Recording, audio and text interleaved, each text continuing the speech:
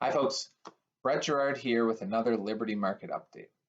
In our last video, we discussed how the stock market was pricing in a Goldilocks recovery of the economy. Although there may have been a few bumps along the way, this continues to be the case, at least for now. The number one contributor to this stock market rally has been government intervention through both monetary and fiscal stimulus. Over the last 2 months, this stimulus has been an invisible hand holding the economy together through both the closing and the reopening. Now, just to refresh, monetary stimulus is achieved primarily through two different means: interest rates and balance sheet expansion. When trying to stimulate the economy, interest rates can be reduced. This pulls forward economic activity by encouraging borrowing through lower interest costs. Another mechanism for monetary intervention is through balance sheet expansion.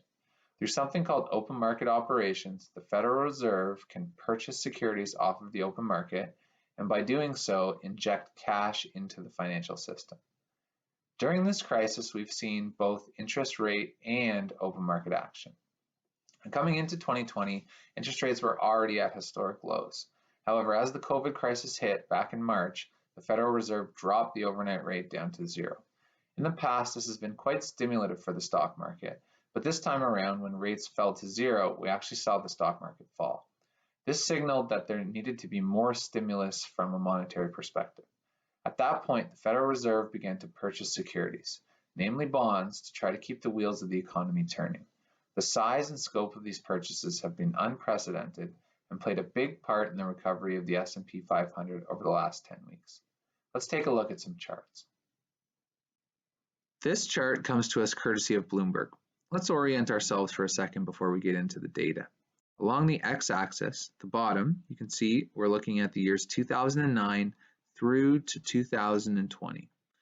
2009, as you recall, was the end of the last financial crisis. So this is mostly an expansionary time that we're looking at here on the graph. On the left-hand side, you can see the numbers 100 up to 350. This maps to that orange line, which is representative of the S&P 500. So that 350 is actually 3,500, which was just above the all-time top of the S&P 500, which we saw in February of 2020. The white line maps to the right-hand axis, and here you can see 2M at the bottom right up to 7M at the top right. This represents the number of dollars in trillions that the Federal Reserve has on their balance sheet. So beginning back in 2009, the S&P 500 and the Federal Reserve balance sheet moved in tandem through all the way to the middle of 2016. At that point, there was measures taken to reduce the size of the Federal Reserve balance sheet. And you can see there that the white line falls towards the bottom right through 2017, 18, and into 19. At the same time, the S&P, that orange line, continues upwards through 17, through 18, and through 19 until we have the correction or the recession that we're in right now happening in 2020. Now there we can see a steep drop in the orange line, the S&P 500, followed by an increase in the white line, the size of the Federal Reserve balance sheet. So what this shows is actually we moved from about 4 trillion on the balance sheet through to 7 trillion in very short order. And it's no surprise that as the balance sheet expanded, the S&P recovered, and this is where we start to see the beginning of that V shape of the orange back up to the level of about 3,000. Now we're a little higher today, but that's where we are on the S&P.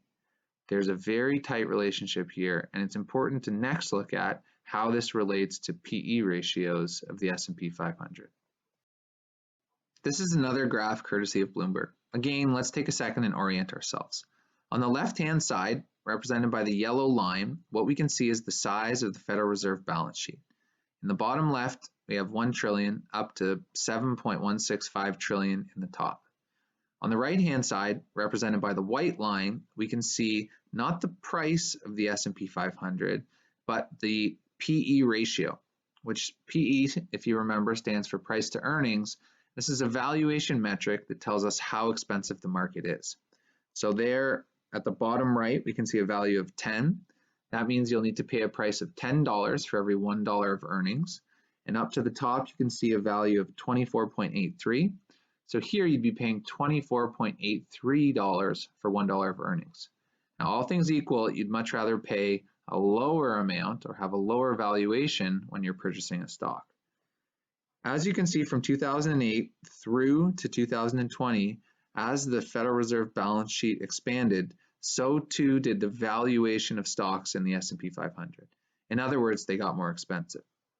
This trend really took off in 2020, where we can see the white line and the yellow line accelerating together in tandem from a PE ratio of 18, which is, on a historical perspective quite expensive, up to 24.83, which is very expensive historically, as you'll see in the next chart. One last chart from Bianco Research provides some historical context on how expensive stocks are today. The blue line represents the S&P 500 price-to-earnings ratio since 1995. In this chart, we can again see the rapid rise in PE through 2020 up to a reading of 25.4.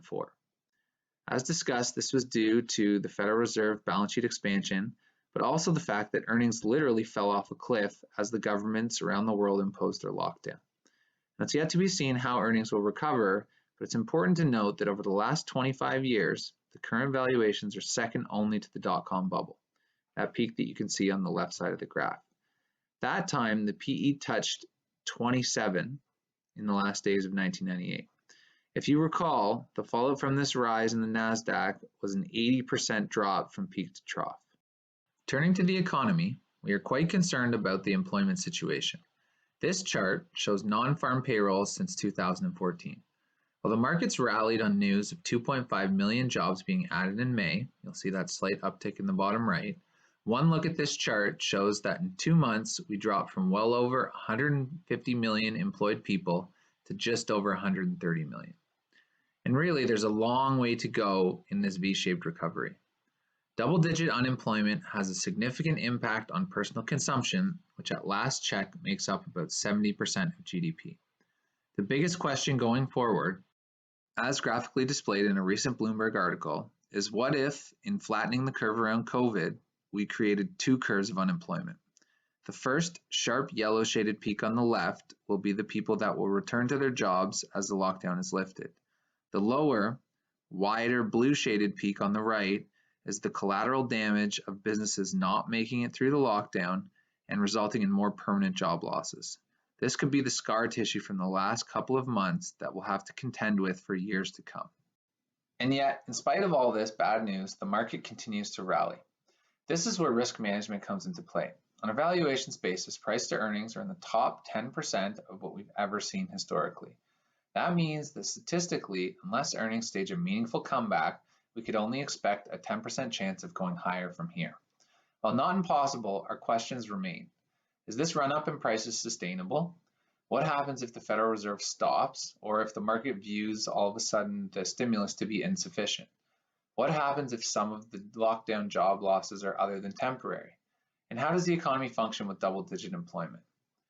It's only going to be in the fullness of time that we'll find out the answers to these questions and more.